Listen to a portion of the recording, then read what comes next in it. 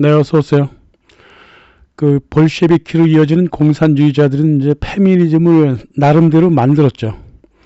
프리드리 엥겔스, 뭐 오기스트 베벨, 뭐 이런 사람들이 만들었습니다. 나중에 그 급진 페미니즘이 이제 뒤죽박죽 만들어놨고 파행적으로 만들어놔서 그렇지. 처음 출발할 때 내용은요, 대다수 그 공산주의자들이 만든 거예요. 이 페미니즘 이론이라고 하는 게.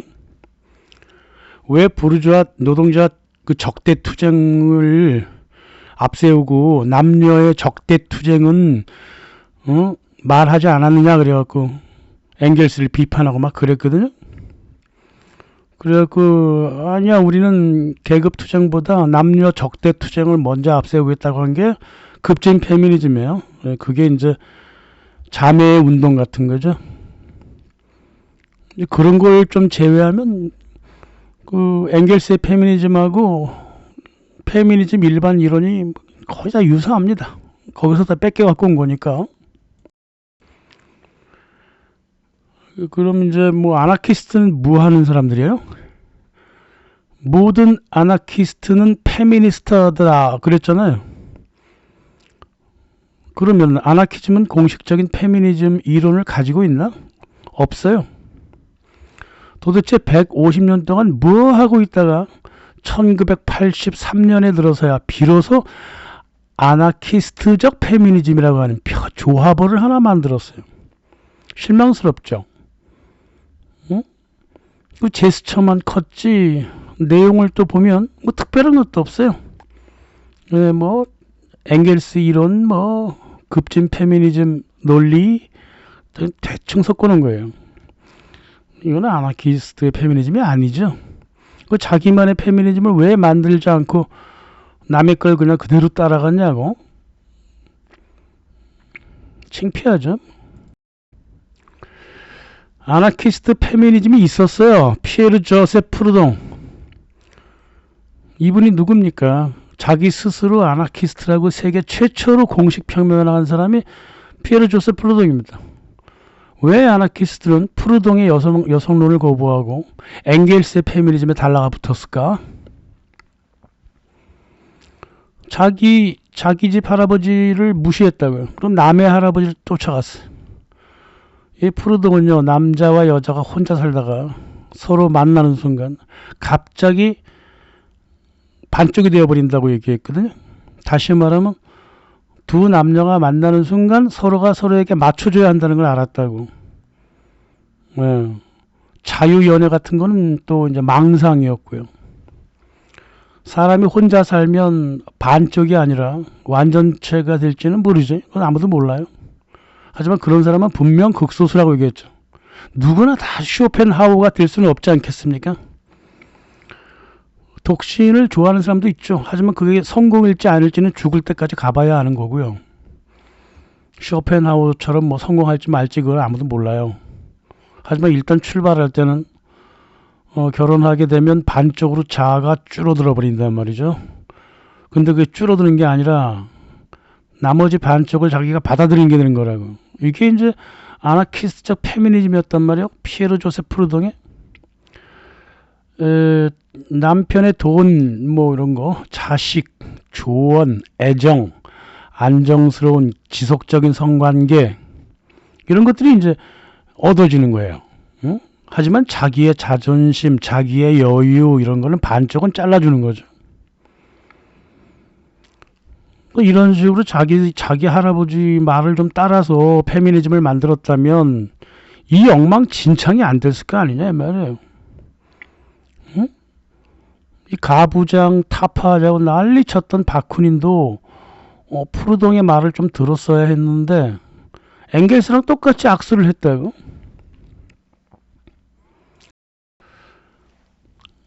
이 프루동의 현실주의는 실은 레닌이 따갑니다. 이게 서로 막 웃기지도 않아요, 그죠? 아나키스트는 마르크시스트한테 달려가고 마르크시스트는 프루동한테 달겨들고 아나키스트한테 달겨들고. 그 레닌은 말이에요, 가부장을 파괴하자고 이제 엥겔스가 주장했던 거 있잖아요. 그래서 자유연애를 통해서도 파괴하자 뭐 이랬다고. 뭐라 그랬냐면 자유연애 같은 소리 하고 있네. 한가하냐? 부르주아 같은 소리 그만하고 아무튼 가부장은 우리가 앞으로 건설해 나가야 할 소련의 그 노동력을 확보하는 데 좋지 않으니까 뭐 페미니즘 한번 해봐라 그랬습니다. 아주 현실적이었어요. 레닌은. 예. 엥겔스를 버려버렸죠. 실은 뭐 프루동이 뭐 혁명에 성공했어도 마찬가지로 행동했을 거예요. 그 혁명의 경험이 없다 보니까 자꾸 이상만 꿈꾸는 바보가 돼버린 게 아나키스트였다 그 말이에요. 대표적인 게 이제 페미니스트 아나키스트인데 엉터리다 그 말이죠. 왜 자기 할아버지 얘기를 안 들었냐고. 이 자본주의 착취 체제를 붕괴시키기 전까지는 가정과 가족을 여성한테 일단 맡기고 엄청난 중공업 시대가 들었으니까 남성은 직장에서 죽도록 일하는 게 옳다고 봤다 이 말이죠. 프루동 할아버지가 이 진심을 몰라줬다고요. 그러면서 뭐라 그랬냐면 여성 해방과 양성평등의 마지막은 포르노 공화국이 될 것이다. 이때가 되면 사회는 사라진다. 자유로운 사랑? 그런 게 어딨냐? 그랬습니다. 그 아나키스트들이 말이에요. 나의 성기는 나의 것. 이렇게 말할 때 할아버지 프루동은 어떻게 얘기했냐면 나의 성기는 나의 것이 아니라 아내의 것이다 그 말이에요. 아내의 성기는 아내의 것이 아니라 남편의 것이고 두 연인 관계에서 서로의 성기는 서로의 것이지 자기 게 아니다 그 말이지.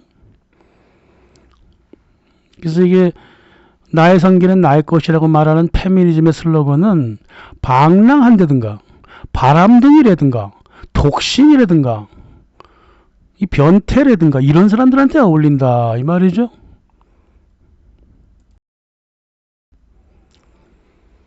프루동은요 마르크스가 여기저기 떠도는 거 되게 싫어했어요. 저 자식은 미국도 갔다가 영국으로도 갔다가 막 그런다고.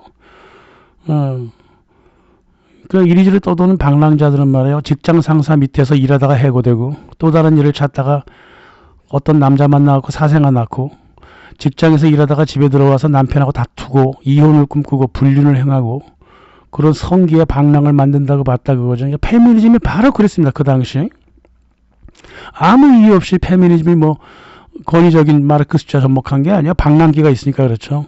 페미니즘은 말이에요. 가정을 파괴하고 나가든가 가정을 장악하고 싶은 여자들의 아이템이었다 이거죠. 이게 프루동이 바라봤던 페미니즘입니다. 그 당시의 페미니즘이요. 프루동은 가정을 제대로 건설하자고 했던 것뿐이에요. 마르크스는 가정을 제대로 파괴하자 그런 거고. 파괴적 페미니즘이냐 건설적 페미니즘이냐 요게 이제 프루동과 마르크시즘의 페미니즘의 가장 근본적인 차이가 되죠. 그런데 아나키스트는 이 바보 멍청이들처럼 자기 할아버지 건설적인 페미니즘을 버려버리고 파괴적인 페미니즘으로 달려간 게 아나키스트들이었다 이거죠. 강조할 건 뭐냐면요. 프루동은요. 기가 찰 정도로 예견을 잘했습니다. 20세기 말, 20세기 초 페미니즘을 정확하게 예견했어요. 이렇게 말하고 있습니다. 페미니스트들은 남성과 오감이 동등하단다. 결혼하지 않고 자유연애를 하겠단다. 여자인데 여자를 싫어하더라고. 남자를 질투하고 혐오한다. 이게 해방된 여성이란다. 1875년에 얘기한 거예요. 150년 됐죠. 한없이 소비를 칭송한다. 항상 자기만 예외란다. 특권만 찾아다닌다. 페미니스트는 빠순이다. 글을 잘난 척하려고 쓴다. 모든 글이 그러나 짜깁기다 이 말이에요. 자기 논리가 하나도 없어. 자기 억울한 일만 내내 써낸다. 무슨 철학 같은 걸 다루어도 생각이 좁고 얇다. 막 말꼬리나 잡으려 그런다. 정치도 그렇게 한다. 화난다고 쑥덕공론하고 적대만 한다. 속과 겉이 다르다. 여사가 그렇다는 게 아니라 페미니스트요. 피에르 조세프 프루동은 여성 일반과 페미니스트를 정확하게 갈랐습니다. 페미니스트들이 그렇다고 말이에요. 볼까요? 진짜 그래요. 150년 전의 페미니즘이나 21세기 페미니즘이나 똑같다고요. 텍사스 대학교에서 스카트가 이런 연구를 하는데, 뭐 조금 뭐 방향은 다르지만, 페미니스트는 사춘기 때 TV 스타에게 느꼈던 찬탄, 광신, 숭배를 거꾸로 방향으로 연장했다. 여성 팬덤은 집단적으로 여성들이 소통하고 정서적으로 유대를 이루는 유대감을 공유했다. 나이가 이제 들어서 어린 시절 느꼈던 여자의 공감대를 남성이 몰라주니까 이에 집단적으로 대처한 게 페미니즘이다. 스타 숭배의 감수성은 빠순이들한테 권력을 알게 해주었고 때로는 일상의 제한적인 가정생활에서 벗어나는 탈출구 역할을 했다. 그래서 빠순이 문화와 페미니즘이 굉장히 밀접한 연관을 갖고 있다고 얘기를 했죠. 뭐 이 사람만 그런 건 물론 아닙니다만, 그 빠순이가 이제 팬걸을 얘기하는 거, 팬걸스. 또 그다음 또 뭐 페미니스트가 또 있는데요. 하늘이라고 있어요. 빠순이들은 TV 스타의 매력, 도덕, 권력과 자신을 동일시했다. 사춘기 시절 동일시가 페미니즘으로 이어졌다. 빠순이 문화는 드라마처럼 가벼운 것을 진지하게 받아들였다. 자신의 가벼운 관심사를 무시하는 남성에게 도전했다. 감정을 학술 논문에 포함하는 것은 이성과 감정을 분리해온 서구 인식론의 이분법에 대한 도전이다. 그러면서 씩씩댔다 그 말이에요. 재밌죠, 그죠? 이 페미니스트라고 하는 아이들이요, 이게 제가 페미니즘을 주로 이제 그 록펠러 재단과 연관해서 슈가 데디 연관에 설명했지만, 오늘은 푸르동 그 인용을 하는 김에 그 페미니스트들의 그 숨겨진 그 심리를 얘기하는 거예요. 그래서 이제 어떻게 했냐면, 별 얘기를 다 하고 있어요. 예. 근데 이제 이게 150년 전에 얘기했다는 게 참 웃긴다. 학교의 그 페미니스트가 말이에요. 지도자 하딩이 결국은 앞선 그 페미니스트의 주장을 공식화해버립니다. 무서운 거예요. 감정을 논문에 실천하는 겁니다. 그래서 지식은 주관적이라고 당당하게 얘기했습니다. 여자가 그렇게 느끼면 그것도 과학이다 그랬습니다. 그래서 아이젠슈타인 공식은 차별 공식이고, 뉴턴의 중력이론은 강간 공식이고, 베토벤 음악은 남성의 하체가 흔들리는 흥분을 상징한다. 거의 정신병 수준으로 달려갑니다, 이제 얘네들이. 그래서 이 샌드라 하딩은 또 뭐라 그랬냐면, 누군가 무엇을 연구했다면 그는 그것을 좋아하거나 찬성하거나 반대하기 위해서라고 망상 같은 말을 했다 말이야. 이게 이제 포스트 모더니즘과 딱 맞는데, 객관성이라고 하는 건 없고, 네가 뭘 공부했다면 그게 좋아서 한 거든가 아니면 반대하려고 억하심정으로 했다 이 말이야. 모든 게 다 감정이에요. 그러니까 다들 뭐 자기 주관을 숨기고 얘기하는데, 원래 지식도 주관이야. 이제 물론 그런 면이 있죠. 예. 하지만 이게 주객이 전도가 된 거잖아요. 사실을 먼저 말하고 주관을 말해야지 왜 주관을 먼저 말하고 사실을 말하냐고. 응? 뭐 태극기 부대야 뭐야. 페미니스트는 말이에요. 막무가내 감정을 토로한 게 아니에요. 이게 자기네가 그렇게 정신 자체가 막무가내였기 때문에 이런 막무가내 논리가 나온다고. 객관성도 버리고 사실 확인이라고 하는 논리의 근본까지 다 버려버렸다 그 말이야. 그래갖고 논문을 어떻게 쓰는지 아십니까? 페미니스트들 박사 논문에다가 나는 그렇게 씁니다. 나는. 그런 미친 짓까지 계속 해봤어요. 실제로. 저도 그런 논문 많이 심사했는데요. 전 뭐라고 안 그랬어요. 이게 또 사소한 것이 큰 일보다 중요할 수 있다라고 하는 포스트 모더니즘을 딱 무정해가지고, 논문의 방법론도 중요할지 몰라도 논문의 어투도 중요하다 그랬어요. 책의 내용도 중요할지 몰라도 그 책 종이의 질도 중요하다는 거예요. 지금 이제 어떻게 돼가냐면, 눈화장 고치기 위해서 부모 장례식에 늦게 가는 거 다 좋다는 거예요. 원하는 콘서트 좌석을 사기 위해서 3일 동안 굶어도 된다는 거고, 사소한 것과 사소하지 않은 것, 그 사이에 차별을 두지 말라는 게 이미 사소한 것과 사소하지 않은 것의 그 차이를 알고 있다는 소리 아니에요. 일부러 알고 있다는 소리 아니에요. 그러면 결국은 페미니스트는 사소한 것에 집중할 것이다 라고 얘기했다면 결론이 뭐가 나옵니까? 책임도 크고 처리하기도 어려운 일은 안 하겠다는 거 아니에요. 자기 책임 별로 없고 손쉽게 처리할 수 있는 사소한 것에서 삶을 살아가겠다는 거 아닙니까? 응? 그게 다 감정에 기반한 거니까 당연히. 근데 너무 요구사항이 많잖아요. 학술 논문도 감정적으로 취급하자. 지금까지 이거 다 욕해온 걸 갖다가 그냥 공식화하려고 저런 무모한 짓을 했다 이거죠. 보세요. 전 세계 지식인들이 지난 수천 년 동안 고도로 이성적인 판단을 통해 갖고 지식을 생산해 왔습니다.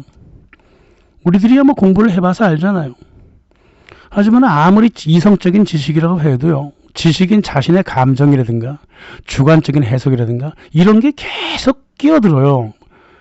맞는 소리예요, 맞는 소리. 그래서 이 고래로 지식인들이 지금까지 자기를 스스로 비판하거나 반성하거나 서로 책을 읽어주면서 서로 비판하면서 마치 우물 속에 들어간 이물질을 제거하듯이 그렇게 이성적인 지식 속에 알게 모르게 그 숨어 들어간 감정적인 요소를 제거해 왔잖아, 지금까지.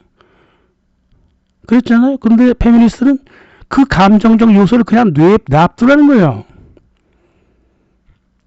2000년이 넘게 지금의 지식인들은 그렇게 이성적으로 합리적으로 얘기를 하다가 나머지 감정적인 것은, 자기 개인 주관적인 것은 자서전을 쓴다든가 전기를 쓴다든가 수필을 쓴다든가 시를 쓴다든가 소설을 쓴다든가 비망록을 쓴다든가 그래갖고 따로 감정을 토로했지, 학술 논문이라든가 학술적인 대화라든가 이런 데서 감정을 막 집어넣은 적은 없다고. 근데 페미니스트는 감정을 막 집어넣는 것도 과학이래요.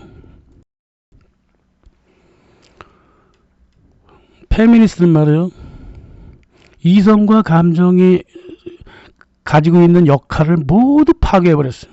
그리고 파괴하라고 또 했고, 주변한테.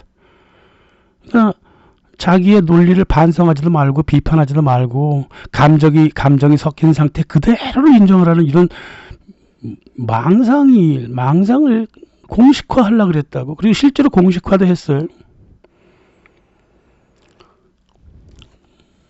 지식으로부터 감정을 배제하는 건 여성을 포함한 특정 집단의 지식 생산의 권리를 박탈한다. 이게 뭔 소리예요? 지식에서 감정을 배제하고 분석해보는 것은 특정 집단, 즉 페미니스트의 그 하는 말을 권위를 박탈하니까 싫다 이 말이에요. 그래서 페미니스트의 감정을 인정해달라는 소리예요. 뭔 말하는 줄 모르겠죠, 그죠? 이런 요구는 짐승들도 하지 않습니다. 과학의 주관이 섞여 있다는 건 누구나 알아요. 하지만 그걸 고치려고 노력하는 것도 과학이에요. 근데 페미니스트는 그 고치지 말고 그냥 냅두라는 거예요. 오히려 더 확대하자는 거예요. 우물 속에 있는 이물질도 우물물이라면서 마시자는 거예요. 참 문제죠, 그죠? 네, 문제예요. 이게 다른 게 아니에요. 내가 무슨 말을 해도 욕하지 말고 그냥 들어라, 이런 뜻이라고요. 응? 뭐 부부 생활이나 연애 생활을 해본 사람들은 알잖아요. 가끔 이제 아내가 그냥 들어주란 말이야, 그냥 들어주면 안 돼? 뭐 이렇게 요구할 때가 있잖아요. 이게 이제 여성들이 가진 한 측면이기도 하죠. 한 면이기도 합니다. 하지만 페미니스트는 이걸 진리로 강요를 해버렸다고. 화성에서 온 남자와 금성에서 온 여자가 서로 이해하고 서로 다른 부분을 존중해야 되는데 무조건 여성 중심으로 남녀 차이를 완전히 깡그리 무시해버리고 무조건 내 감정만 소중히 하다면서 그거를 마치 공식화하려고 그랬다 그 말이에요. 이 객관적인 지식화하려고 그랬다 그 말이에요.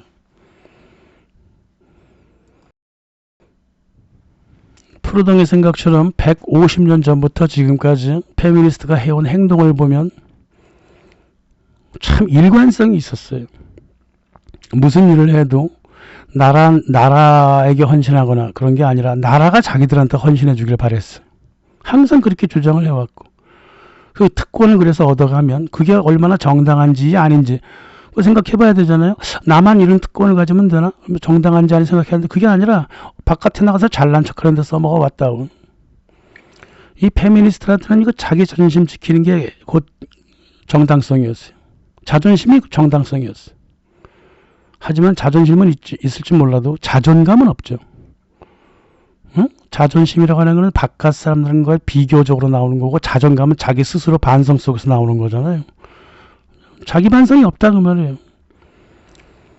언행일치를 항상 안 시키는데 언행일치가 안 되면 그 창피한 게 아니라요, 당연한 거로 여깁니다. 언행 불일치가 당연한 거예요. 그게 지난 150년부터 지금까지 페미니스트라고 불렸던 사람들이 해왔던 행동이에요. 그래놓고 자기가 여성을 대표한다고 몽상을 하다가 결국은 국민까지 전체 대표한다고 망상을 해버렸죠. 페미니스트는요, 솔직히 모든 여성들한테 수치예요. 150년간 그랬습니다. 페미니스트들이 그래도 여성의 여권을 늘리지 않았느냐? 아니야. 페미니스트 늘린 적 한 번도 없어요. 모든 남자들이 늘려줬습니다. 경제활동, 산업 변화, 전쟁 이런 걸 통해서 남자들이 여자들한테 사회적인 진출 기회를 주었지, 페미니스트가 요구했다 그래갖고 준 적이 없어요. 다들 지네 이익만 갖고 주장하는 거를 남자들이 몰랐을 것 같아요. 다 알고 있었죠. 쟤네 지네 욕심만 차리는 거지 여성의 욕망을 하려는 게 아니다 그 말이에요. 자, 다시 프루동으로 돌아오면, 근데 프루동은 말이에요, 150년 전에 어떻게 그 150년 후에 벌어지는 페미니스트의 현재를 그렇게 정확하게 이겨낼 수 있었을까? 야, 되게 뭐 바방가도 아니고 말이에요, 세부적인 것까지 모두 얘기를 해버렸어요.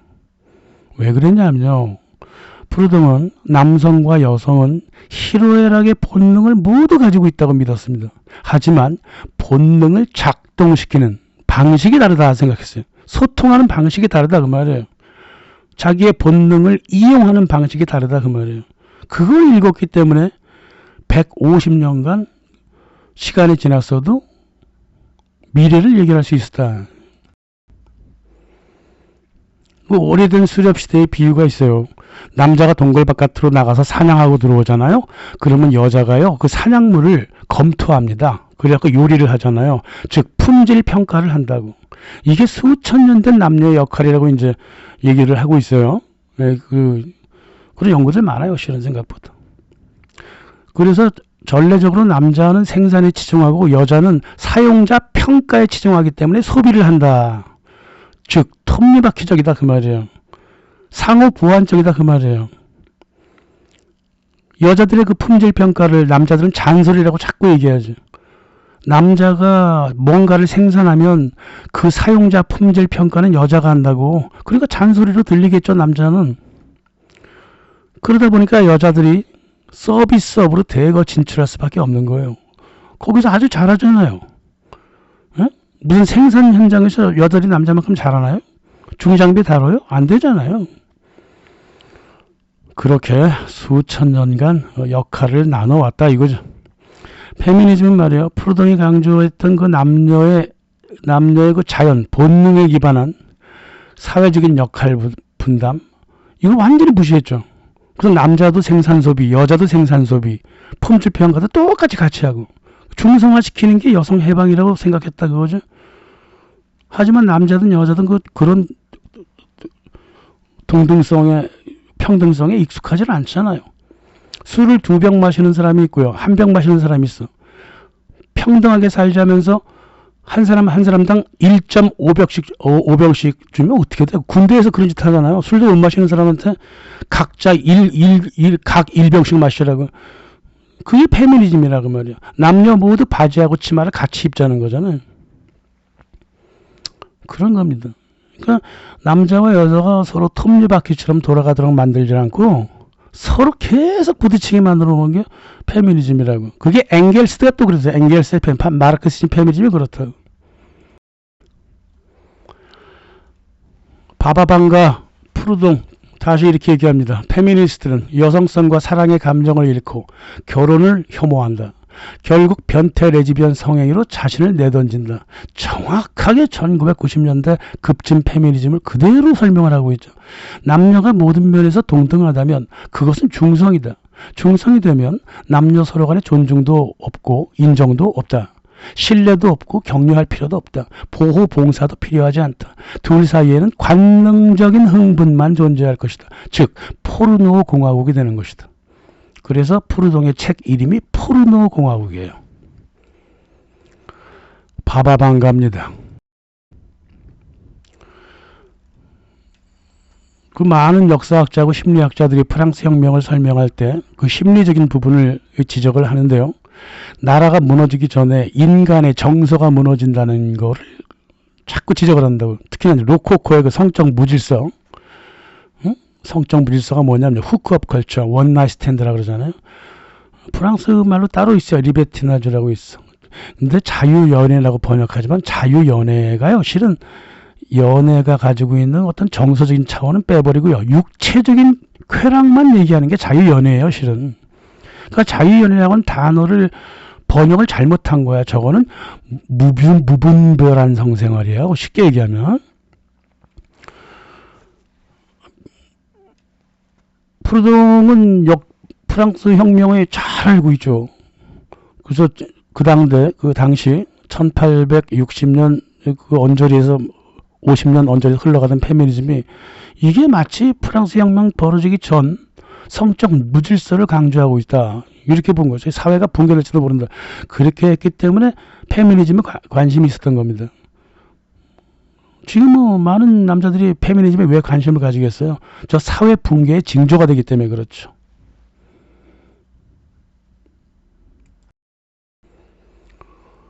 문명의 붕괴를 막아야 되겠다. 이렇게 판단한 게 푸르동이었고요. 그래서 페미니스트한테 제발 생각 좀 고쳐라 그랬습니다. 당신이 여성적인 뭐가 있다면 그걸 자꾸 판매하려고 그러고 그러려고 그러냐. 왜 가족사회에 들어와서까지 돈을 달라 그러냐. 세탁했으니까 돈 다오. 애기 키워줬으니까 돈 다오. 그런단 말이야. 그래서 푸르동은 이렇게 얘기합니다. 여성이 아름다움은 파는 물건이 아니다. 결혼은 판매, 교환, 임대 계약이 아니다. 남자의 강인함이 여성의 아름다움을 이길 수 없다. 여성도 남자의 강인함을 이길 수 없다. 자연에 기댄 평가라고. 그래서 서로 다른 두 남녀가 서로에게 헌신하는 계약을 결혼이라고 말한다. 그러나 페미니스트는 여성의 아름다움도 거부했고요. 가정애로의 헌신도 거부했습니다. 돈 달라 그랬죠. 여성으로부터 오로지 노동력만 계산했던 엥겔스 마르크스과 푸르동은 정반대의 페미니즘을 갖고 있었어요. 남녀관계를 이익추구라든가 적대관계로 절대 보지 않았습니다. 하지만 엥겔스는 적대관계로 봤고 그게 지금의 페미니즘을 만들었죠. 푸르동은 남자와 여자의 상호 헌신을 강조했습니다. 역할만 강조한 게 아니야. 헌신도 강조했습니다. 이게 실제 역사를 통해서 본 아나키스트 페미니즘이었어요. 그러나 현실적으로 페미니스트는 모두 엥겔스 페미니즘을 생각했지 자기 할아버지인 푸르동의 페미니즘은 전혀 생각하지 않았다.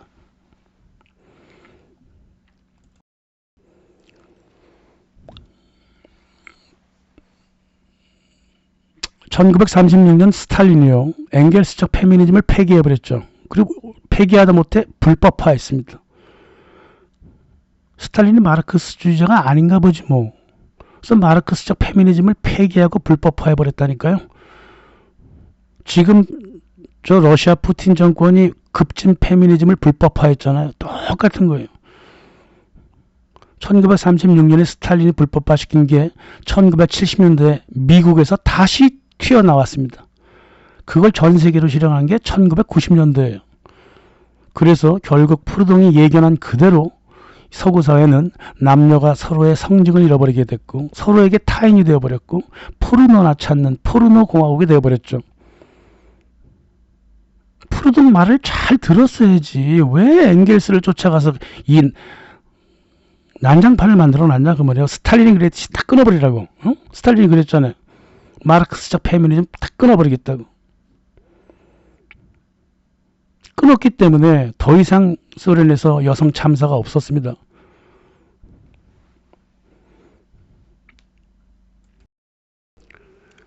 아나키스트들이 참 잘못했죠. 자기 할아버지인 푸르동의 페미니즘을 잘 발전시켰으면 지금 세상을 이꼴로 만들어 놓은 급진 페미니즘에 제동을 걸었을 거 아니에요. 그 등신처럼 엥겔스의 적대적인 페미니즘의 논리를 그대로 복사해 놓고 참 바보들 같아요. 그죠? 여성과 여성 해방에 대한 문제에 있어서 가지고 아나키스트요. 푸르동의 얘기를 잘 들었어야 한다고. 그래서 마르크시즘으로부터 중요한 차별점을 만들어낼 수 있잖아요. 그러면 아나키즘 밑으로도 얼마나 많은 페미니스트들이 생겨났겠냐고요. 왜 남녀관계를 그렇게 적대로만 바라보는 논리에 빠져가지고 구성 멤버들도 말 그대로 인간 쓰레기들이 거의 대다수를 차지하게 만들어 놓게 만들어놨냐고. 왜 정상적인 페미니스트가 없도록 만들었냐고. 푸르동의 페미니즘을 자연에 근거한 페미니즘, 남녀의 본성에 근거한 페미니즘을 잘 발전시켜가지고 무리가 되더라도 좀 공부를 했다면 좋았을 걸. 그죠? 푸르동은 산업 중장비를 다루는 중공업 시대에는 여자들은 가정에 있는 게 더 낫고 품질 평가하고 있는 게 낫고 남자들은 나가서 죽도록 일하는 게 낫고 존 스튜어트 밀처럼 그러다가 서비스업이 커지면 여자의 자연적 본성이 서비스업에 걸맞으니까 사회 진치로 된다 그 말이에요. 무조건 소뚜껑 운동하라 그런 게 아니잖아요. 그죠? 그래서 참 안타까워요. 아나키스트가 했던 지금까지 행동을 보면. 자, 지금까지 푸르동을 소개해 드렸습니다. 감사합니다.